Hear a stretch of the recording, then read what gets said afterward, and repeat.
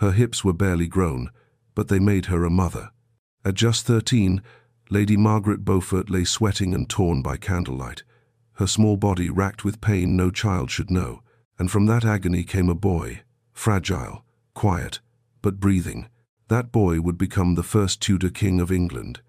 But the price of his breath was her girlhood, her safety, her soul.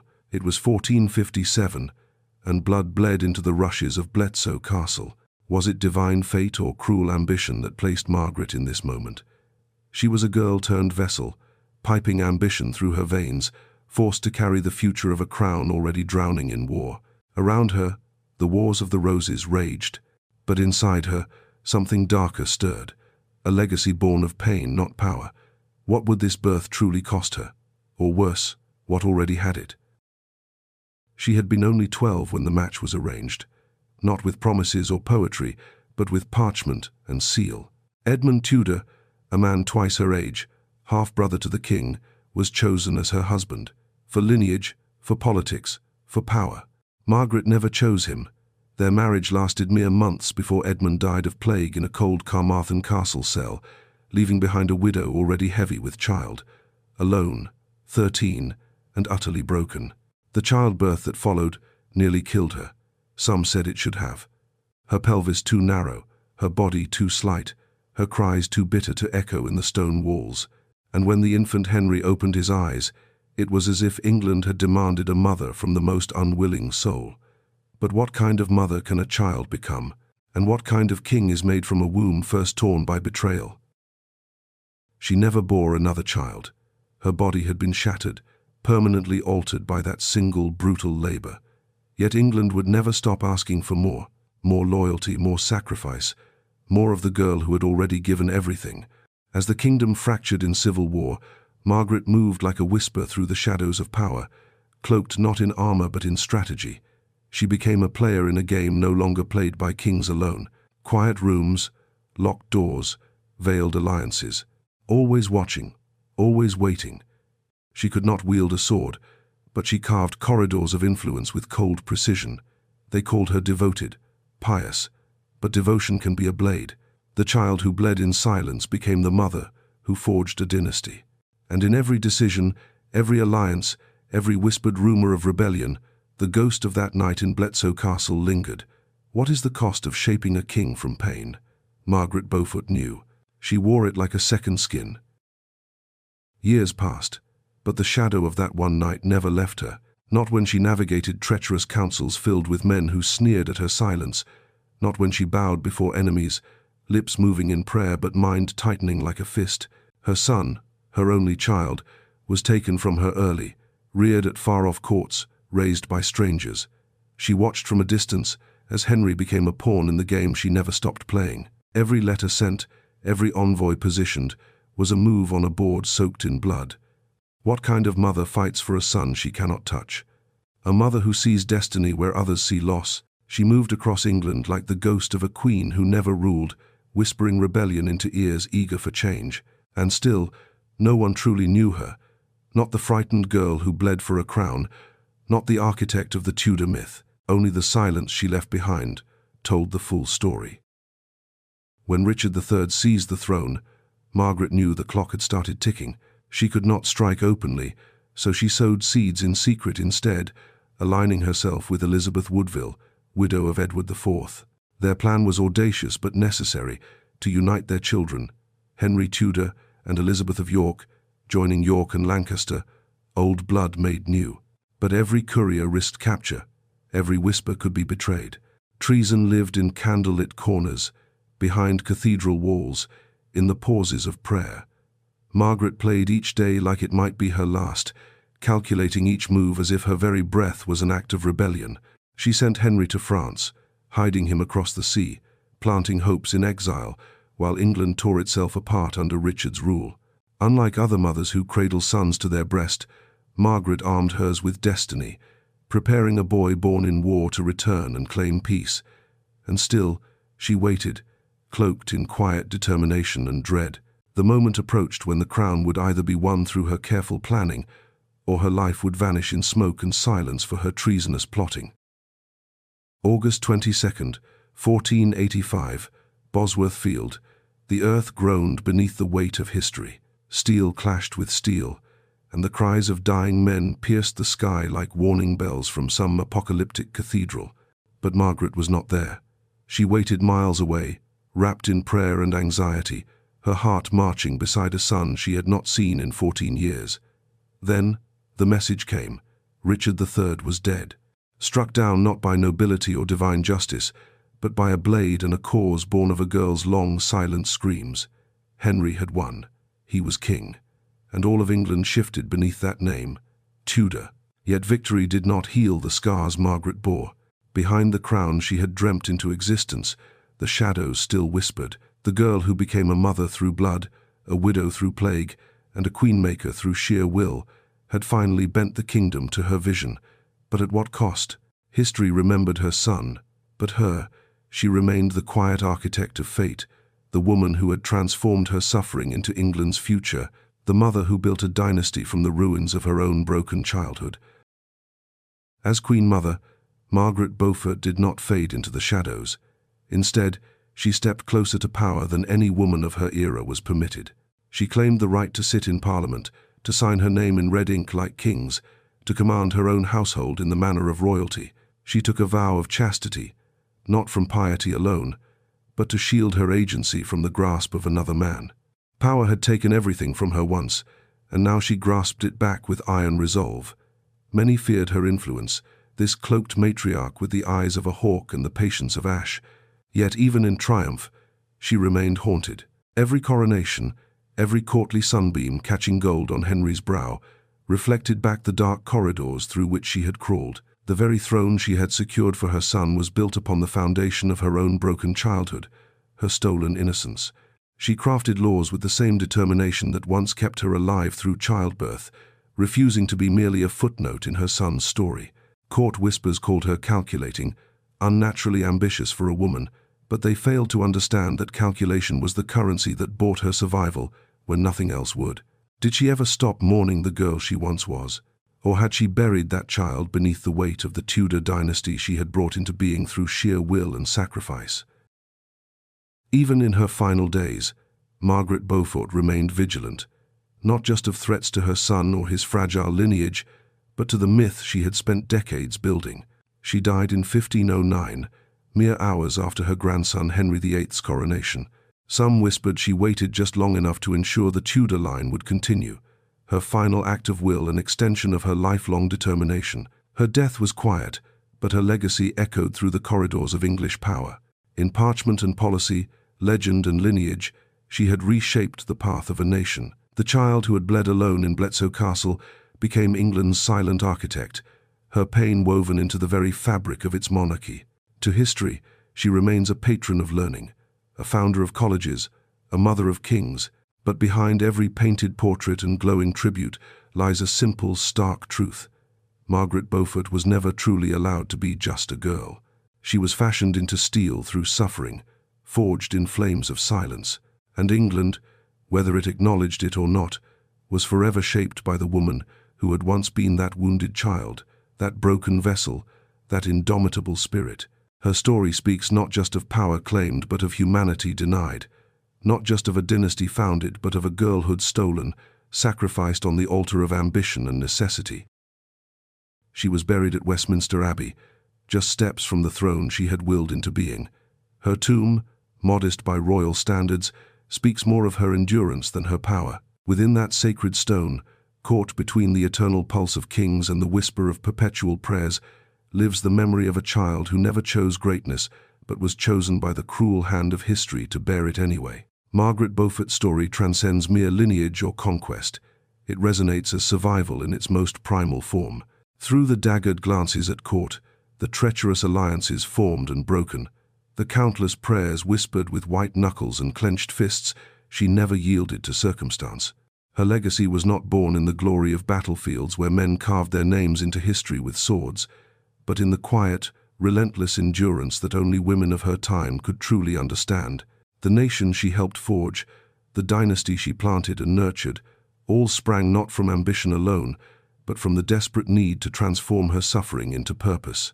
And in the shadowed corridors where her name still echoes, spoken not with tender familiarity, but with solemn reverence, history poses its unanswerable question. What becomes of a kingdom when its foundation is laid not in triumph or divine right, but in the stolen innocence and silent determination of a child who grew into the most formidable woman of her age?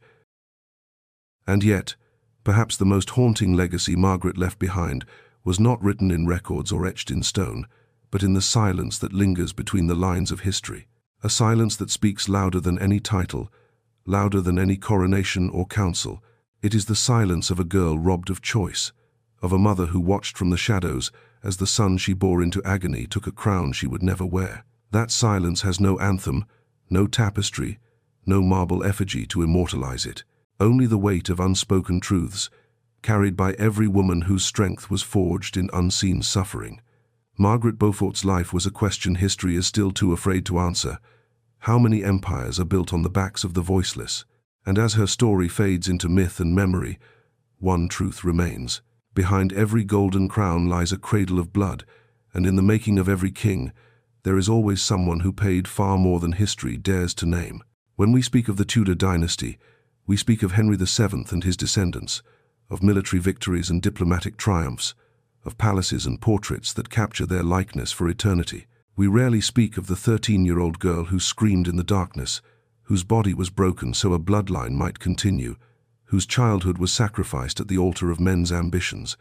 The true power of Margaret Beaufort lies not in what history recorded of her, but in what it could not bear to acknowledge, that empires are not built by great men alone, but by those who suffer silently in their shadow, whose pain becomes the foundation upon which thrones are built.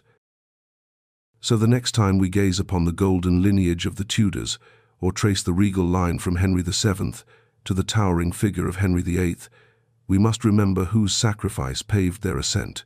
Not a warrior on the battlefield, nor a monarch cloaked in ermines, but a girl barely past childhood, forced into the machinery of dynastic ambition. Margaret's pain was not singular, but she bore it alone. Her triumph was not thunderous, but it echoed across centuries. In the private sorrows of her girlhood and the public silence of her power, she unraveled and rewove the fabric of England. And though she walks silently through the pages of history, eclipsed by the very crown she delivered, her legacy endures, not just in bloodlines, but in the truth only whispered in shadows. Margaret Beaufort was the mother of a king, the grandmother of a tyrant, the architect of a dynasty. But before all that, she was a girl who bled for a future never meant to be hers. Though she is too often reduced to a mere footnote beneath the throne she built, Margaret Beaufort's life forces a reckoning with history's favorite lie, that power is only wielded by those who appear to hold it. Her influence was not loud, yet it outlasted battles and buried kings. No sword ever sang her name, no statue honors her face, without obscuring her suffering. But in every Tudor rose carved into chapel stone, in every coronation oath written in legal Latin, there are echoes of that trembling girl sobbing in a cold chamber in Bletsoe, becoming mother, widow, survivor all at once. They called her pious, cunning, relentless, yet none of those words grasped the full truth. She was the wound history tried to forget. And if we listen closely, past the clamor of kings and the roar of armies, we might still hear her, Margaret, whispering from the silence, reminding us that history is just as often carved from quiet agony as it is from thunderous glory. In the end, Margaret Beaufort's story is not simply history. It is a mirror reflecting across centuries to every age that believes greatness must roar to make its mark. Her life was not measured in victories sung by choirs or battles commemorated with monuments, but in the unrelenting resolve carved into slow minutes, brutal years, and tireless hope. Through the corridors of power she walked, often unseen yet never truly invisible, her fingerprints permanently pressed upon the crown, the court, the very foundation of a dynasty. She was a woman in an era that demanded women remain voiceless, yet her strategic silence ultimately spoke louder than any king's decree. The girl who bled at 13 never stumbled accidentally into history's pages. She endured its cruelty, shaped its trajectory, and outlived those who underestimated the formidable weight her presence carried. When we seek to understand who truly won the Wars of the Roses, who transformed bloodshed and chaos into England's most consequential dynasty? The answer lies not merely on Bosworth Field, but in the bruised cradle of a child who refused to surrender to the fate others had written for her. Margaret Beaufort was never born to wear a crown herself, yet she reigned nonetheless, her power flowing not from divine right, but from a will forged in suffering few could comprehend and fewer still could survive. So let us remember her not by the titles she never claimed, nor the thrones she never sat upon, but by the unyielding flame she carried through the darkest corridors of history. Margaret Beaufort was not a queen, yet she moved monarchs like chess pieces. Not a warrior, yet she altered the course of wars with whispers and calculated alliances. Her legacy lies not in the splendor of palaces or the triumph of banners, but buried deep within the quiet agony that forged empires. For every Tudor triumph, there was her torment shadowing behind it. Behind every royal decree, her whispered guidance shaped nations. In the silence history wraps around such women, we find the weight of truth, raw, aching, indelible. Margaret was not the sum of her suffering, but the force that transmuted it into lasting power. A child wrenched from innocence at 13, a mother armed with resolve when they took her only son, an architect building not in marble or iron, but in blood, prayer, and sacrifice. And through her broken body and unbroken will, the future of England was carved, not by destiny, but by the relentless endurance of a girl who refused to disappear when men demanded her silence. Margaret Beaufort disappears now only in name, her bones sealed beneath stone, but her breath lingers. In the halls of power she once paced silently, in the statecraft her descendants inherited unknowingly, in the sharp edge of every law and lineage she helped shape. She is the echo in the Tudor mythos, the breath before the coronations, the unseen architect of a nation reborn through anguish. Her life was not a tale of glory but of grit, not of ease but endurance. She wanted neither pity nor monument, only that the crown her body paid for would endure. And it did.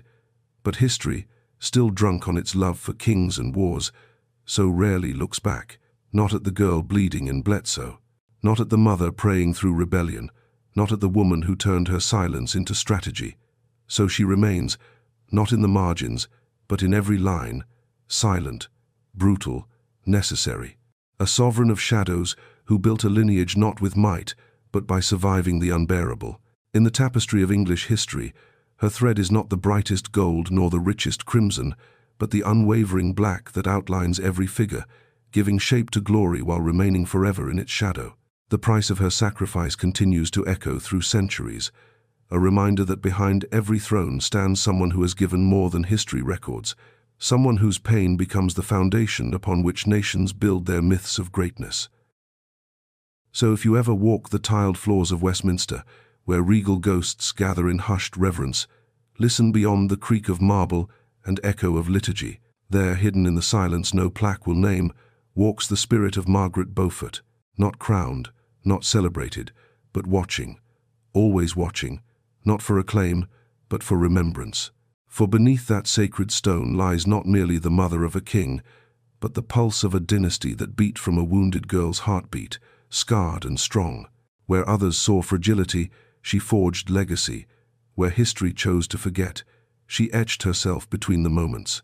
Her existence is not wrapped in gilded robes of triumph, but in the raw, unvarnished truth that real power often comes not with fanfare, but at the cost of everything softly broken. And in every future that bears the Tudor name, whether whispered in classrooms or etched in books, her shadow waits quietly, reminding us that empires live longest when built from pain remembered, not pain ignored. Perhaps that is Margaret Beaufort's final paradox, that in being nearly forgotten, she achieved a kind of immortality denied to those whose names blaze too brightly across history's pages. She lives not in the songs of bards or the declarations of parliaments, but in the quiet endurance etched into the very foundation of a dynasty that would change England forever. She was not meant to shape a nation. She was meant to bend to it, to break beneath its weight, to be consumed by the machinery of male ambition. But from beneath the crushing stones of power and expectation, Margaret rose, not loudly, not triumphantly, but with the steady persistence of water carving through stone.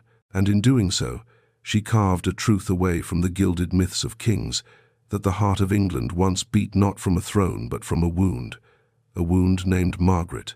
Her life speaks to us across centuries, not through royal portraiture or battlefield glory, but through the quiet spaces between what history records and what truly shaped nations. In her suffering lay her strength, in her silence lay her voice, in her invisibility lay her most enduring power. So we end not with a trumpet's fanfare or a crown's gleam, but with a whisper in the shadows, echoing still through the corridors of Westminster and beyond. Remember the girl, remember the pain. Remember the mother of a king who never stopped carrying the cost of the crown she would never wear, but always control. And so this is where her story settles, not in the grandeur of coronation halls or the triumphs sung in Tudor ballads, but in the quiet truth that beneath England's most enduring dynasty lies the blood of a child who never chose her destiny.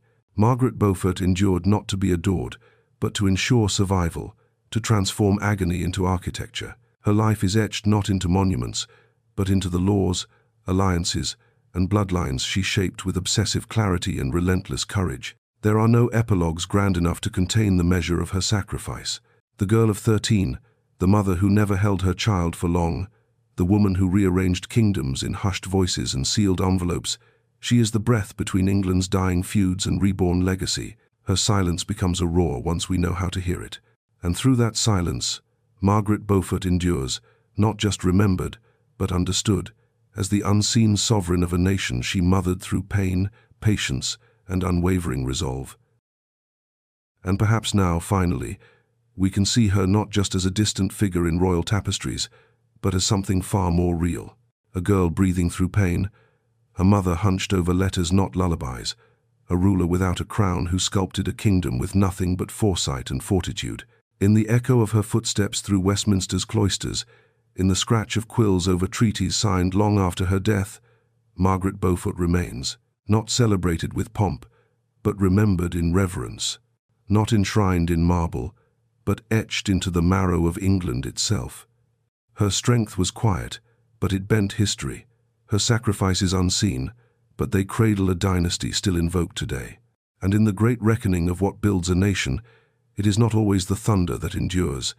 Sometimes it is the storm endured in silence. She was never simply the mother of a king.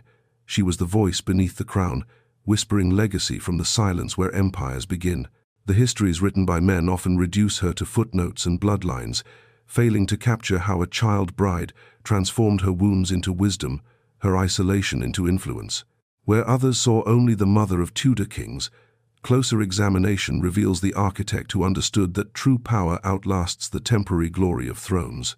Margaret Beaufort's story reminds us that behind every celebrated king stands the shadow of someone who paid the true price for greatness, someone whose name may be spoken less often but whose determination shaped destinies with far greater precision than any royal decree.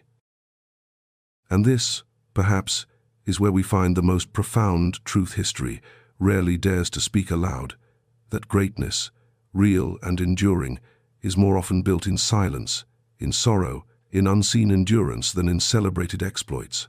Margaret Beaufort did not ride into legend on the back of victory. She walked it barefoot, bloodied and unbowed. She did not wear a crown, but her will placed it. She did not wield a blade, but her strategies felled kings. Her power was born not of privilege, but of pain transformed into purpose.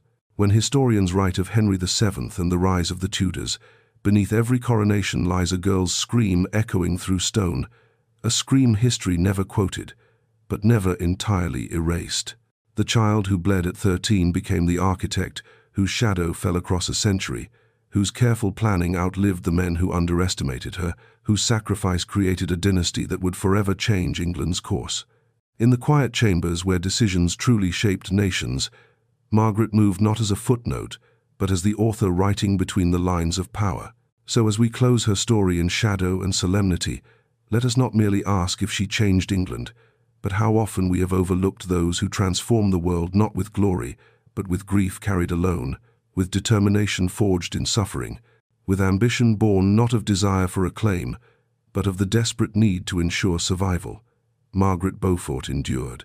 And that endurance, silent and unyielding, did not simply change history.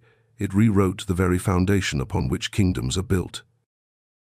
So as the centuries pass, and the glittering tales of monarchs continue to dazzle, let us not forget the dim flicker that lit their path, Margaret Beaufort. Every royal seal pressed into wax, every law etched into precedent, every Tudor rising celebrated in song owes a part of its soul to the child who never had such songs sung for her. Not forged in palace splendor, but through unrelenting darkness, she emerged not just as the mother of a king, but as the crucible through which a fractured kingdom was reforged. Her power was quiet but seismic, her legacy concealed in the margins yet felt in the heartbeat of England itself. The very structure of the Tudor legacy stands upon a foundation laid with her suffering, built stone by stone with her strategic patience, cemented with the tears of a girl who understood that survival sometimes means becoming what others fear rather than what they expect. Though Henry VII claimed Bosworth Field with steel and blood, it was his mother who claimed England through decades of calculated endurance. And though her name may not echo as loudly as the kings she birthed and the tyrants she outmaneuvered, her presence endures as the storm behind the calm, the ghost in the marble, the flame beneath the throne. Margaret Beaufort did not ask for greatness, but history, reluctant, delayed, and threadbare, has no choice but to give it to her. In the final accounting of who truly shaped England's destiny, we must look not to the crowns that gleamed in sunlight, but to the shadows where a woman, once a broken child, rewrote the future with nothing but whispers and iron resolve. So let the gilded names be spoken and the crowns polished for their ceremonial glow, but do not mistake their splendor for the source of England's strength. The heartbeat of a nation does not always thunder in open courts or echo across battlefields. Sometimes it pulses in the breathless darkness where a girl once endured what should have broken her. Margaret Beaufort was England's quiet reckoning, the woman who gave the throne its spine. While kings paraded their victories, she constructed outcomes in silence, never asking for the credit, only ensuring the consequence. Her power was invisible but immovable, her sacrifice carved not into monuments but into eternity. In the final measure, after all the blood spilled for power and all the names shouted by history, it is her whisper that lingers longest, reminding us that behind every story of greatness lies a soul who bore its weight first and alone. Margaret was that soul, the architect of a dynasty's foundation, the mother whose broken body birthed not just a king but a century of transformation.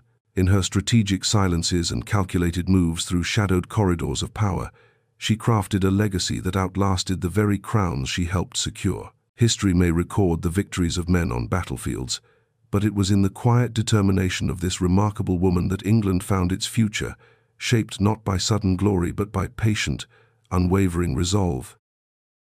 And perhaps that is the truest measure of Margaret Beaufort's legacy, that she lives not in the royal pomp she never embraced, but in the unyielding strength of endurance that shaped a nation beneath its surface. Her story does not end with a coronation or a tomb, but continues in every moment history favored masks over truth, noise over nuance. She was not a queen, yet she commanded with the force of one. She was not a warrior, yet she strategized like a general. She was not crowned, but her vision outlasted kings. In every corridor she walked, every alliance she stitched, every law that bore the weight of her foresight, Margaret carved truth from silence. The child who bled in the darkness of Bletsoe Castle became the architect who rebuilt England, not with glory, but with patience, not with conquest, but with calculation. So when we look upon the glittering crowns that history so often exalts, we must look past their shine and into their shadows, for it is there she waits still, not asking to be honored, but unwilling to be forgotten. Margaret Beaufort, quiet conqueror, sovereign of endurance, mother of dynasties, who turned suffering into strategy and silence into strength. Her whisper moved mountains where men's shouts merely disturbed the air. So if ever you wonder who truly forged the golden age of the Tudors, do not seek the answer in the shine of crowns or the blood-stained records of war. Look instead to the narrow chamber of a castle where a girl endured the unendurable, and from that anguish drew a line that would redefine a kingdom. Margaret Beaufort remains the mother of more than a king. She is the mother of persistence, of strategy rooted in survival, of quiet voices that sculpt louder fates.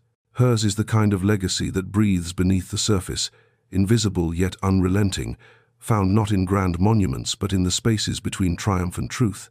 In the long shadow of her suffering stands a nation, still shaped by the girl who bled at 13 so a crown might one day rest on her son's brow.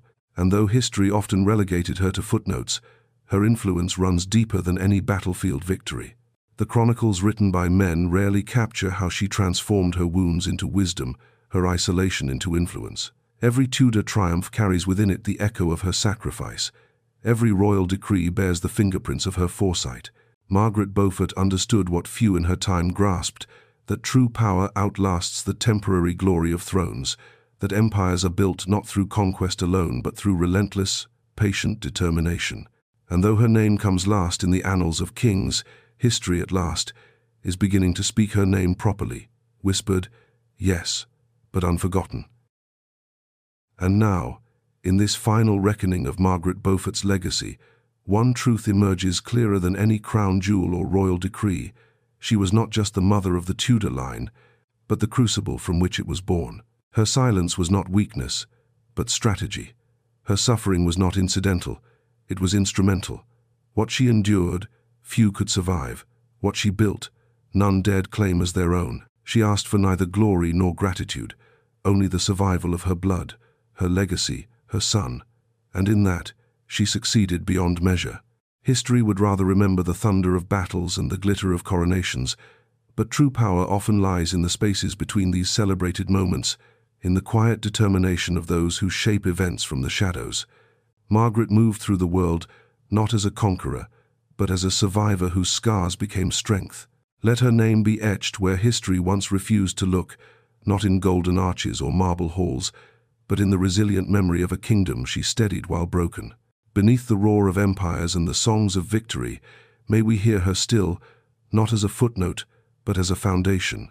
Margaret Beaufort, the girl who bled at 13, the mother who forged a dynasty, the architect whose vision outlasted kings, the whisper that shaped a nation. This is where history most often fails us, not in the facts it records, but in the truths it overlooks. Margaret Beaufort was never supposed to be a hero, nor even remembered. Yet she became the breath behind the dynasty that changed England forever. Her hands never wielded a scepter, yet shaped sovereigns. Her voice never rang in declarations, yet framed destinies. The last echo of her story is not a coronation, but a question left unanswered in the bones of Westminster. How many empires rest atop the shoulders of women too silenced to scream, too vital to erase? Margaret's legacy does not live in legend, it lives in the unseen gravity that holds a nation upright. And so, as the past folds deeper into dust, let us remember not the myth, but the woman, not the queen she never became, but the sovereign of silence who taught history that endurance is its own form of conquest. Margaret Beaufort remains, as she always was, unseen, unthroned, unforgettable. And perhaps that is all the power Margaret ever sought, not the power to rule, but the power to endure, and to ensure that what she had suffered would mean something beyond her pain. No battle cry ever bore her name, yet England marches on in the path she carved. No great monument rises solely in her honor, yet her legacy holds the weight of kings. She did not shine in life, but she burns in history. Lady Margaret Beaufort remains the unseen monarch of transformation, a sovereign of sorrow turned to steel. While history scorches its parchment with the names of kings and tyrants, let us write her name in the spaces between, where the truth quietly waits. Her strength was not spectacle, it was survival redefined. Her victory not loud but lasting, and so she stays, not lost to time, but eternally watching from the margins she mastered, an echo made flesh, a shadow made sovereign, the girl who dared to mother a kingdom.